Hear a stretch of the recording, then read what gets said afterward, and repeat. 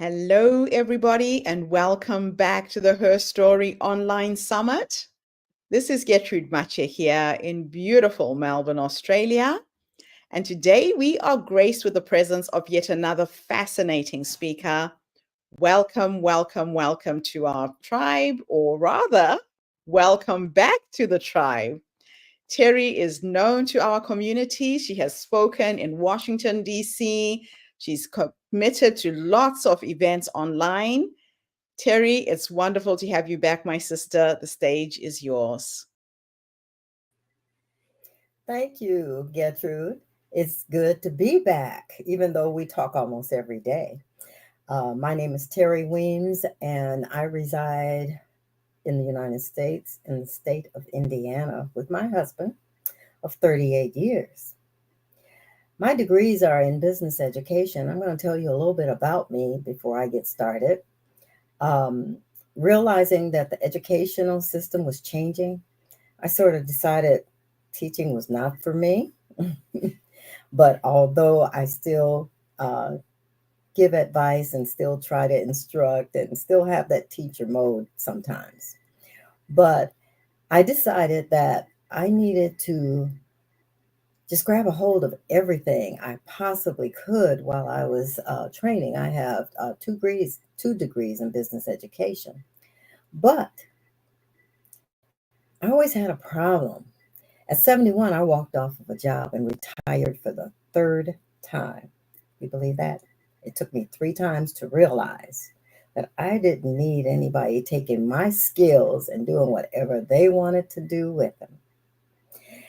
And those three times had nothing to do with what I majored in college.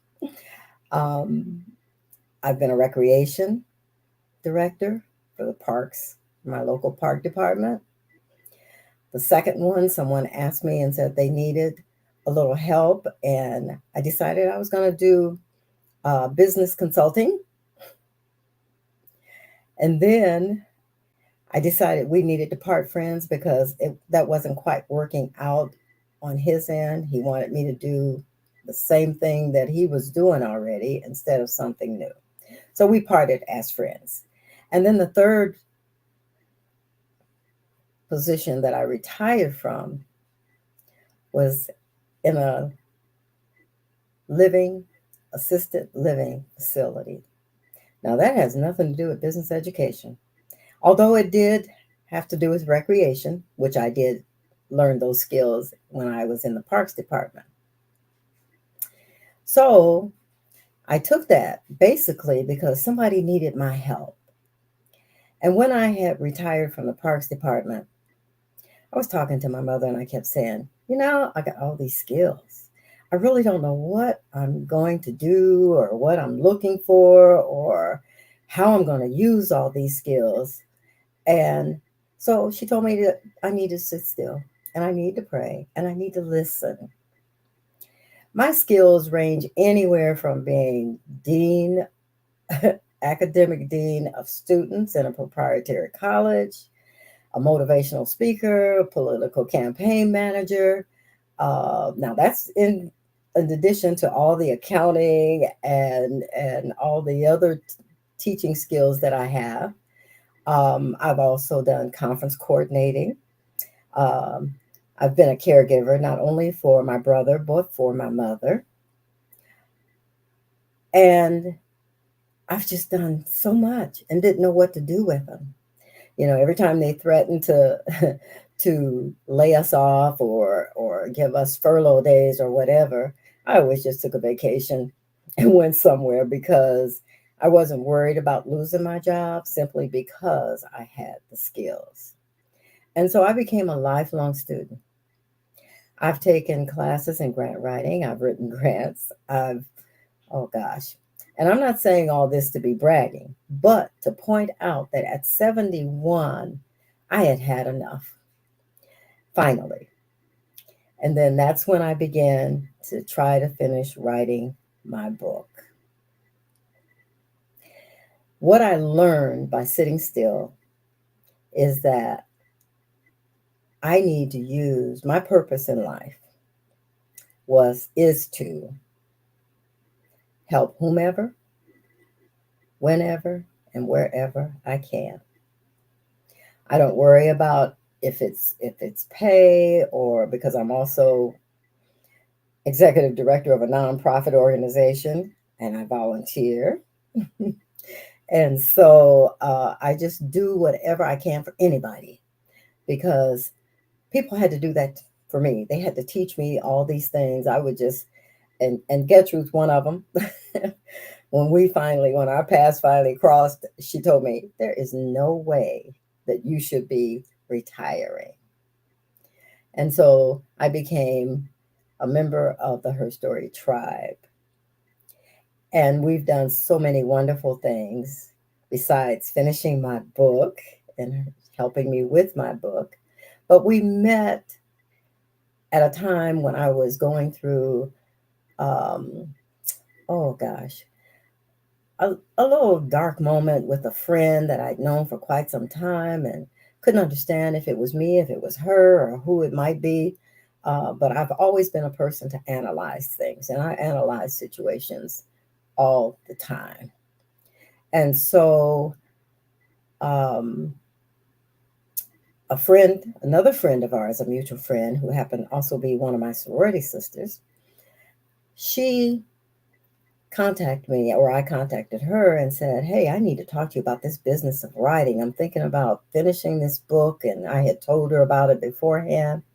And so she says, "Well, just let's just talk." And it was like 5 o'clock in the morning. We're on Zoom because I think she was in California at the time.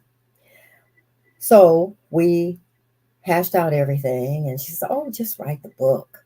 You're doing all the right things. You've gone to a workshop to decide if that is for you, what it's going to take. You've even bought a book about the business of writing." But I never intended to sell the book. Okay. So what happened was, she says, "Well, maybe," we ended the call. She says, "Well, maybe we will at some point do something together." So a few weeks later, I get an email saying, she's doing an anthology. And would I like to be a contributing author? And I said, "Contributing author? I'm not even an author yet." So I'm like, what could I possibly write about?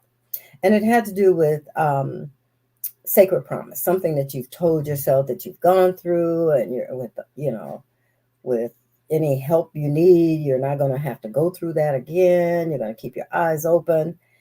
And some of the other authors, it was really some bad situations, but with me, it was all about relationships. So I took an excerpt from my book. And by the time I started writing, I reflected, and it revealed some things about me and about this person. And I knew I had to reconcile not only with myself after we had our conversation, but I also reconciled with her, because I wasn't listening, but there wasn't anything to listen to because she wasn't very talkative. So everything that I thought was all in my head anyway. But we did talk about it. And so I entitled that Becoming a Sister Friend. And so I went back to writing my book. I met Gertrude, and we just really hit it off. And she says, "Well, how would you like to do my tribe? And I can help you get through that book and all of that." And so we became sister friends. And I don't use the word friend just loosely. I never have. A lot of people are just associates to me, because there's a lot of criteria that I have in order for us to be a friend, and that is to have a good, honest, truth, trustful relationship. So Gertrude and I became friends. And we began to work on my book, and she's giving me all the ins and outs, and telling me, and so I was sent her stuff, and she was like, "Okay, I like that. I like that." And then she would say, "Well, what about so and so?" And we were always on Zoom, and we'd have our discussions on Zoom and talk about whatever we wrote, as a good editor should. And so she says, "Okay, How would you like to be on? You look like you can talk. Well, the first time I met her, it was supposedly a TED talk for her story online summit, and I tried to beg out of it. Midway through the month of March for National Women's History Month, I told her, I can't do this. I can't do this. I can't just talk to the camera and not see anybody. I said, because the way that I communicate is that when I'm looking at someone and perhaps they may have a question by, it's the teacher in me, by the way they're looking, and I make a statement, I can easily adjust my performance or my speech, my talk.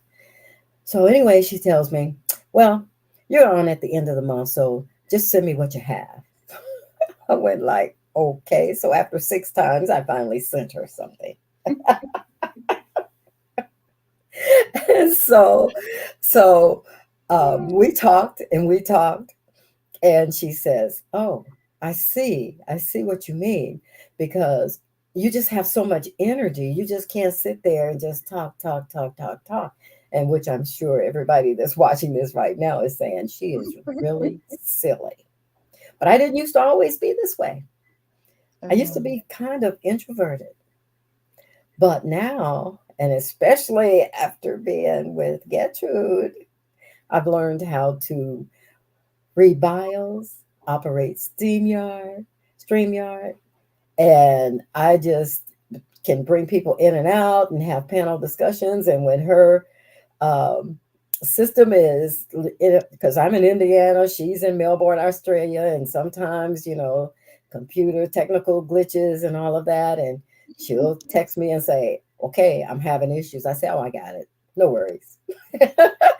I did not realize that I Oh. had those, but it's good to have a sister friend because she is top notch. She knows what I need without me even saying a word, just by the things I do and say. She says, okay, we're going to do this. And so that's how my book went from a self help book trying to get through this situation to a memoir. Now that's a leap.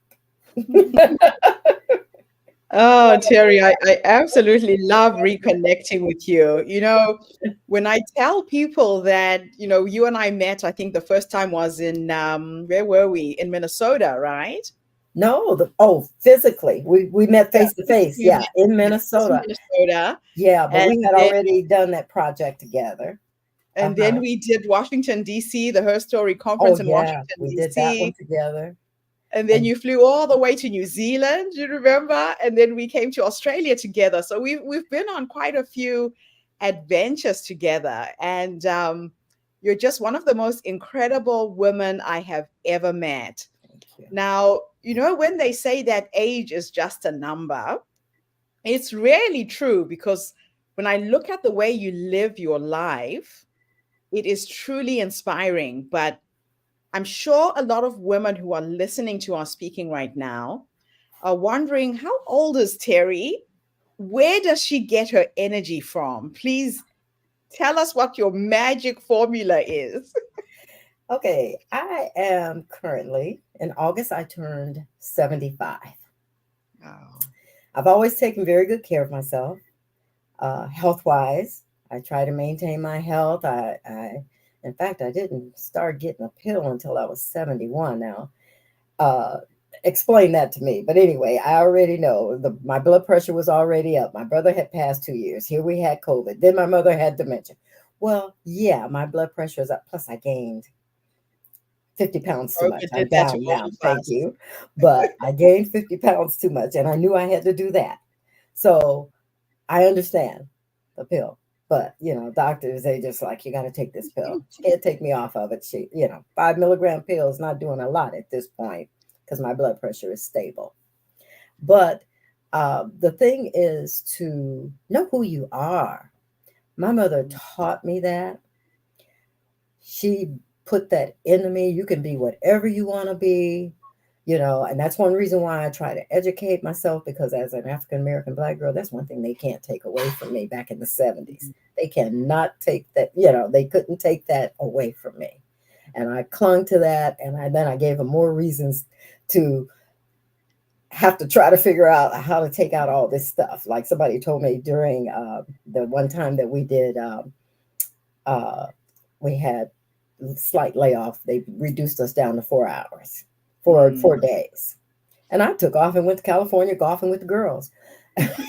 And he says, uh, "Oh, uh, we don't know how long this is going to last." And I said, "It's okay. It's okay."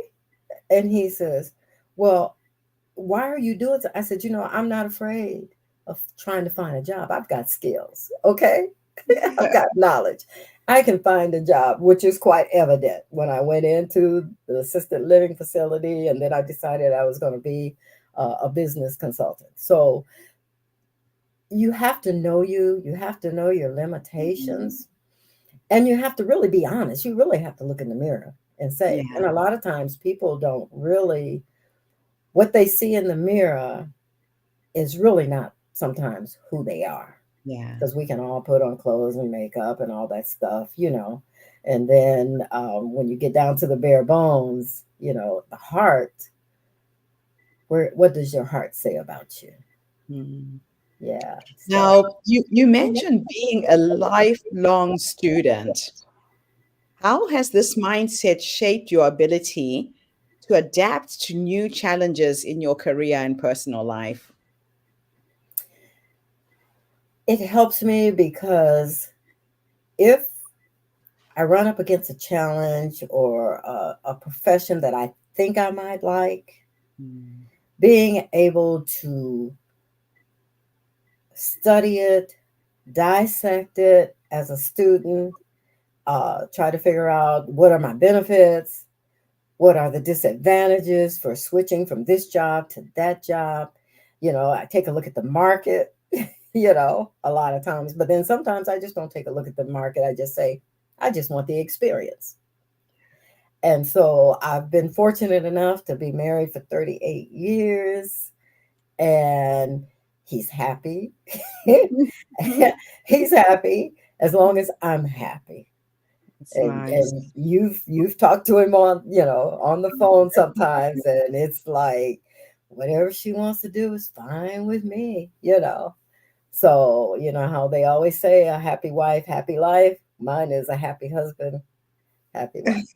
So, but yeah, Now, but tell me, I study a lot. I want to dive into your marriage and your relationship with your husband because it is very, very unique. Every time I call you, Terry, within 2, 3 minutes, he's on the phone checking to see if you're okay. He checks in on you every day. How did you cultivate this relationship with your husband? And how did you change it? I know that you had to kiss a few frogs to get there, and I'm still in the kissing frog phase. So I want to know. Well, that came from experience. Okay. He is Mhm. husband number 3. Okay. And the first was, college sweetheart. Okay. But I have in my mind what a husband should be like. Um, I was raised with 2 brothers, no father in the home, and I Mm, knew what type of husband I did not want. right. Okay. And then my brothers were always very protective. I went to, I was a junior in high school before I was allowed to really go to a formal school dance. God. My brothers were like, okay, who are you going with? Is he picking you up? Or are we going to have to drop you off somewhere? Or, just very protective. And my mother was very protective to that point too, which is Yeah. one reason why I get along really good with men, and I know exactly what I want. There's, you know, I know what type of husband I don't want. But I didn't really train him. But I remember something my grandmother told me, and she said, the way you start out is the way you have to continue. Okay. Okay. Yeah. So I tried to do that with the first one. It didn't work. The second one, it didn't work either. In fact, I was almost in a domestic violence situation with that second Situation. one. Yeah. Mm. But the Lord blessed me, sent my big brother down there to drive me back home from California. So, my mother says, "Hey, what you need? Let's get out of there." And Mm. so, and she's always had that mother where she can tell when something's not quite right with me. Yeah. We are just that close that, she can sense when I'm not doing it. Okay. Yeah, yeah. And Um, so, it's one of those little typical things, you try to be a good wife and you're going to do laundry and all this kind of stuff. Well, with this third one, I finally learned. He likes his blue jeans stiff, starched with the seam, right? He likes to send his things to the dry cleaners. I didn't stop any of it. Okay. so good. I did not say, "Oh, I can do your laundry." Mm-mm. It's okay. Keep sending it, And he doesn't care about, eating that much, is whatever I want to cook is fine. And up until recently, there are some things that I was cooking that he really didn't like, but he just finally says, I really don't like that. But so, Oh. so we changed it. So we changed it, Uh, and I've always been a person that watches my weight in most cases, but then, sometimes you get complacent and, you get comfortable. And so you don't pay attention. You go out to eat a zillion times. But yeah, that's how you have to you have to plan that as well. And mm, the other thing mm. is that we became friends long before, well, not long before, because we got married 9 months from the day we met. Wow. Wow. Okay. And I had told him slow his roll. I said, I'm just getting out of a bad situation. He says, "I'll be around whenever you're ready. Just let me know." That is And so beautiful. It gives me hope, Terry. oh yeah, It gives me hope. So yeah. let's talk about your philanthropic work. What has been the most rewarding aspect of your involvement in nonprofit work? And how does Okay. it align with your passion for helping others? Okay. At the present time, I am an executive director and president of a nonprofit board. It is a charitable board, 501(c)(3), and I was gifted that from another organization, well, from the organization itself, because they needed me to, and I was already on the board to begin with, but Mm, they knew that I could probably bring it up and get it rolling again. right. And so I did do that. Right now, we've redone our mission. We've redone a lot of things. Right now, we're trying to collaborate with other partners, because more can be done with more than one nonprofit. Everybody has their own angle and their own mission statement, and we can mesh the two together and come up with something fantastic. So that's what we're working on now. But prior to that, I have always volunteered. And then I became a member of one of the largest sororities, the largest sorority, Delta Sigma Theta Sorority Incorporated. And of course, we are into a lot of social action. We're into a lot of teen programs. Mm, So I was always out doing some of that and helping and being also committee chairs on various committees. So as you can see, I'm just all about helping whomever, whenever. And even in my church, I do a lot. I I have a new church, and we do a lot of I do a lot of volunteering there, and go in and talk to people, and I share myself, and it's not to say, okay, I've done all this and I'm a big mucky muck. No, it doesn't work like that. It's to let them know all you have to do is do it. And yeah. sometimes we're so afraid to do it. But my mother gave me some good advice. If someone was ever to say no, something you wanted to do, and they Mm. said no, don't wear your feelings on your sleeve. You didn't have it to begin with. So there's no reason to You feel like shouldn't. you're a Yeah. failure. Oh, I love it. I absolutely love it. Now, You have done so many things in your life, and you've traveled to so many countries. Let's talk about your travel journey. What countries have you visited, and which country leaves the best memory in your mind? Okay. I promised myself that when I retired, that I would do some traveling because when you're working, you only have so many days. And the Yes. places that I wanted to go was going to take more than a week. And so I said, when I retire, if I'm able, I am going to travel. So the first country I went to was Africa, and it was Hmm. Johannesburg and Cape Town. And I Right. went with a dear friend of mine who's no longer with us. And she only went on the trip because she's been there before because I wanted to go, you know. Okay. And so she's a little bit older than me, and that has always been, I've always been with the young or with the seniors, even before I became a senior. Okay, because of the knowledge that I could gain from them and their experiences and know what to do, what not to do, rather than dealing with somebody on my level, my Yeah. age group. And so after that, let's see, I've been to Dominican Republic, I've been to Jamaica, I've been to um, Abu Dhabi, Dubai, I've been to Sydney Right. and Fiji, and Hmm. then when I've been to New Zealand and Melbourne. And let's see. Oh, my most recent trip in July was Yes. to the motherland, Ghana. Now, Wow. that one was impressionable because I Yeah. grew up during the time of civil rights, right? So my school did not teach Black history. Okay. Right. When I went to college, they had one or two classes in Black history, but of course, as you know now, it was their Black history, Mm. not ours, Yeah. the way they saw it. But when I went to Ghana, I mean, it was just eye opening.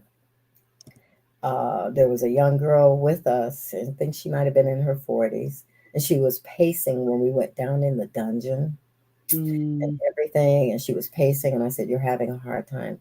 She says, "How have you guys lived knowing this?" I said, "I didn't know it till now." Yeah. Okay. And I said, "But we've been through a lot." She says, "I know you guys have, but this." I said, "No, well, I didn't know it until I came to Ghana." And Mm. it was not really a vacation. It was a tour because we went to all parts of Ghana and experienced some of what the slave trade happened and did. And, you know, I even brought back some natural medicine for my arthritis. Okay. And Awesome. so we could bring all of that stuff back, and it was all natural and everything. Mm. So it was, and of course I shopped naturally, you know me. I bought a few items, a few items. But Oh, yeah, that was Terry. the one that really impressed me quite a bit. Yeah. So, reflecting on your journey, what do you see as your greatest achievement? And how do you plan to continue sharing your wisdom and skills in the future? Well, I started sharing my wisdom and my experience with my book. I am a sister, Yeah. and by it turning into a memoir, it gives people an honest view of actually who I am, how I got to be who I am because of my family and a few select friends. And then some of the people that I interviewed told me their stories. And I put all of that, put it all together. Yes. Um, so that, okay, senior moment. What was the question again? So the question was, what is your greatest accomplishment, Okay. and how do you plan to continue sharing your wisdom and skills Okay. in the future? So I do plan to continue because I'm trying to get to my second book, which is Right. about my mother. My Yes. mother is deceased, and I was with you when she did die. I was in Melbourne, Australia, Mhm. and when I received the call, and I had been watching her all day, which you knew, and I said something's wrong, but I knew it was going to happen either then or shortly after I returned. But Mhm. that's because she told me, I'm not going to be with you always. Get it together, girl. Okay. Yeah.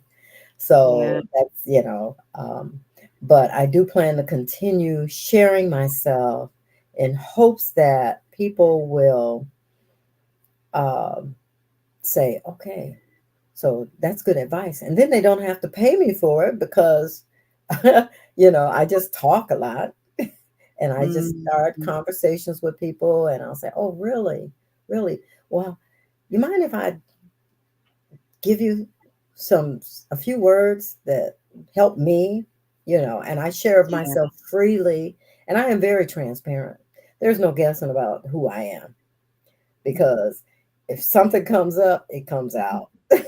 Love it. Yeah, you've always been a straight shooter. That's what I absolutely love about you.